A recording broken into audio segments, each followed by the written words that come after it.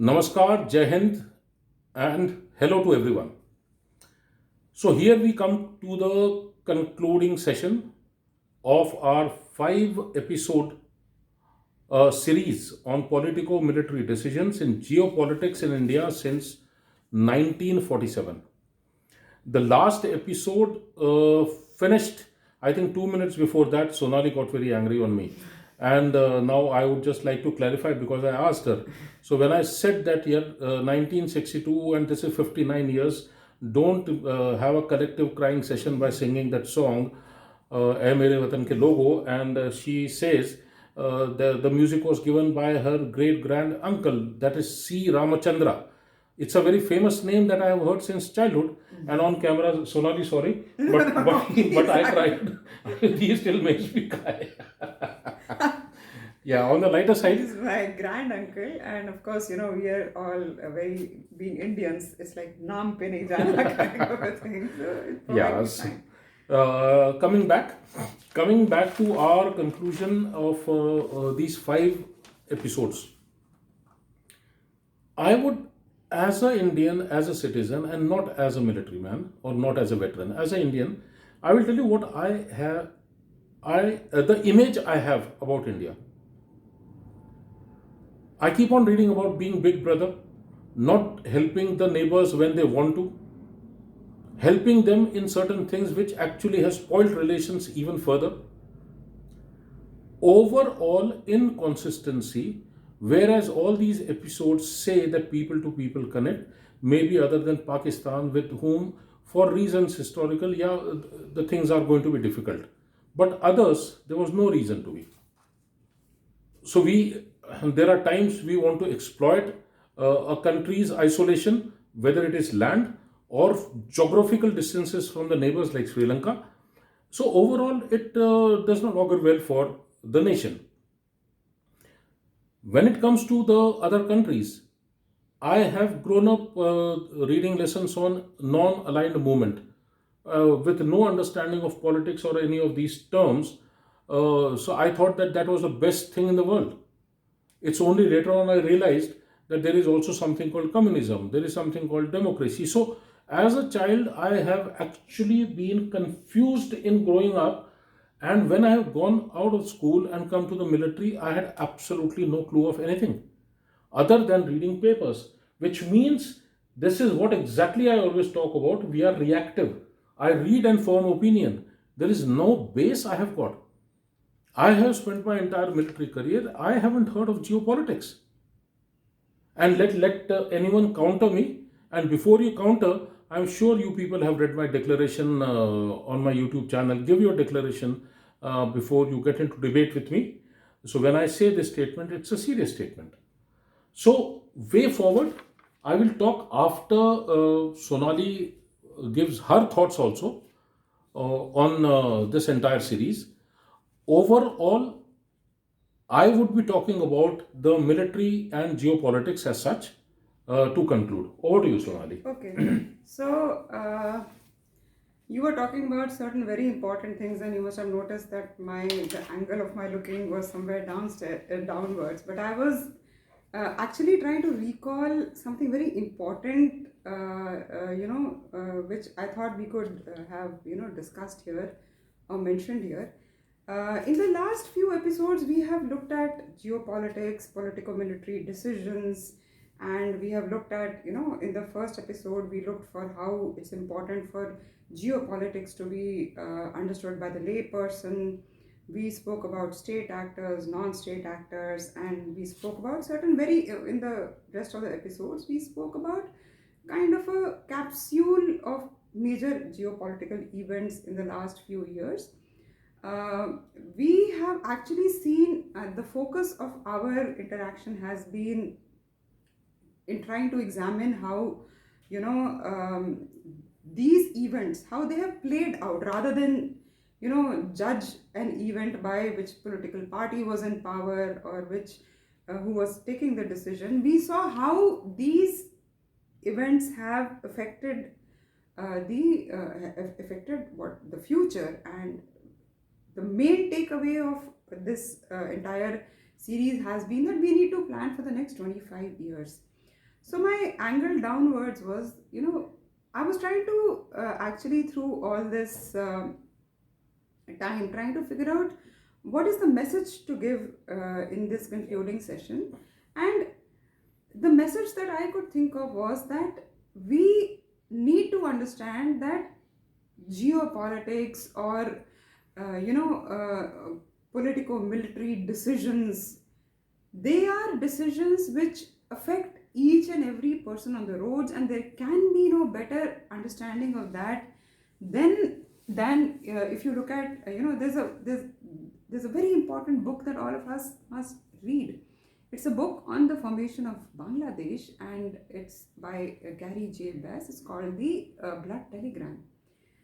After a number of years, after 1971 and a number of years later, a lot of documents on Bangladesh were declassified in America, and it was realized that there were people in Bangladesh, journalists, American press people, who were consistently trying to tell. They were consistently trying to tell the people in power in America. It was the Kissinger-Nixon duo. That look here, there's a genocide happening here. People are dying on the roads. People who have, and they're dying brutal deaths. One reason why America did not intervene at that point of time in the face of such a blatant genocide, blatant bloodletting, was because at that point of time, Pakistan was a strategic geopolitical ally. So what I'm trying to say is we need to know, we need to delve deeper into these episodes, we need to bring out documentary evidence. Being a researcher, I know that's what the obvious conclusion would be, but we need to understand how geopolitical decisions can be brutal. My generation grew up practically worshipping Henry Kissinger as somebody who is a very important thinker in international relations. But then it took me about 30 years to realize, and some good research reading to realize that, well, that was one hell of a brute. And maybe a modern day Churchill, as far as the genocide in Bangladesh was concerned. So yes, we very much need to be, as a population, as citizens, be at the edge of what is happening. And unfortunately, you see similar things being played out in Afghanistan. So overall conclusion would be more and more discussion, research, and delving deeper into these incidents so as to understand how geopolitics is actually impacting the lives of daily people. Yeah, I would have a last say on my part before we finally close the session. What is the way forward? Though these sessions of geopolitics, they started with army and geopolitics, because that was that question that someone asked in that session which Professor Sonali had conducted on Google Meet, where a lot of students had taken part. The last question in that was army and geopolitics, in which I said, no, there has to be a separate session, which actually resulted in 5 episodes. And those 5 episodes now finally give birth to this particular series, in which there are another 5 episodes. So you can imagine how much is there.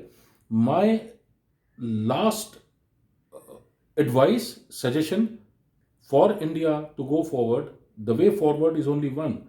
If you talk about one nation, talk about one government. There cannot be vertical, watertight ministries. This ministries of cooperation, I have no idea as to why it has come up, but somehow I think that this ministry has got the potential to become the strength for the next 25 years if we really put it to the use as to make it a one nation. How exactly do we do that? How do we horizontally slice all the ministries? How vertically they are as it is in watertight compartments? How does Ministry of Cooperation actually now get the entire energy of this together within military, unless we get the training commands together, unless we accept the fact, the problem I don't see in government, I don't see the problem in bureaucracy at all. I have seen that they're quite amenable to suggestions. The problem with not Indian military, the problem globally with military is the rigidity.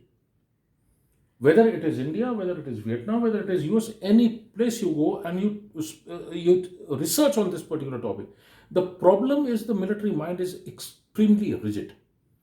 So how do you remove that rigidity for them to first accept that yes, this is a serious problem. Yes, there is no one who teaches us geopolitics. This goes against the ego of a general as soon as you say no, no, there is no knowledge. No one writes. So accept that. Get the training commands together, relook at the India's security, and thereafter convey to the powers that be of how it should be. Ministry of Cooperation from top, coming down. When we talk about trade war, when we talk about legal war, when we talk about media war, and all this not only war, they are the domains of its fifth generation war. They all have to be part of it. True. Did you not see the biological research becoming the biggest weapon used by a country which we are still suffering from? True. So that's a war. True. So, with this, if there is nothing else to say, both me and Professor Sonali really thank all of you for being with us for all these 5 episodes and also having seen the previous one. I also would like to request you to write in comments your ideas on some new issues that you want us to speak and talk about. This would be a actual inclusivity of even the people who are watching it. I take you people as much more intelligent than 2 people sitting here. But since we have got passion to research, to talk, and we have experience, probably we can reach out. Thank you so much, and bye bye. Thank you.